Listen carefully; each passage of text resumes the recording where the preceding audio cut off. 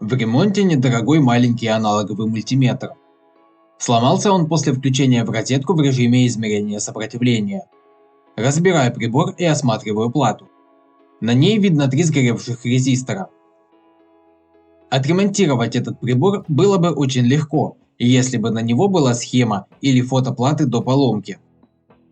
Сначала я попытался найти схему устройства в интернете, но полностью совпадающей схемы я не нашел.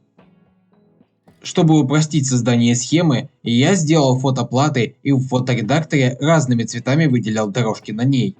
А вместо того, чтобы рисовать схему на бумаге, использовал специальную программу. Получилось не очень аккуратно, но с этим уже можно работать. Теперь нужно было определить сопротивление сгоревших резисторов. Сделать это методом подбора почти невозможно, так как здесь 3 неизвестных. Но если внимательно рассмотреть схему, то можно увидеть закономерность между сопротивлением этих резисторов и пределами измерения силы тока. Таким образом, я определил, что сопротивление первого сгоревшего резистора 1 Ом.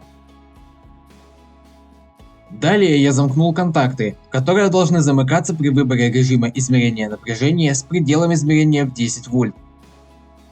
Вместо второго сгоревшего резистора припаял переменный резистор и выставил на нем максимальное значение сопротивления.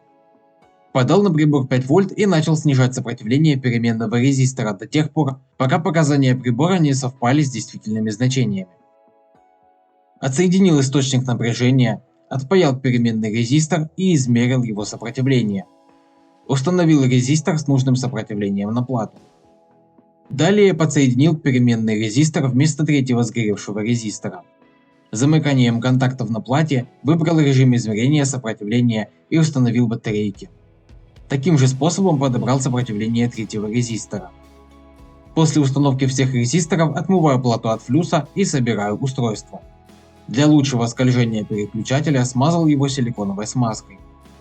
Также дополнительно решил припаять 2 диода параллельно с микроамперметром, чтобы снизить шанс поломки по неосторожности. Тестирую на всех режимах измерения.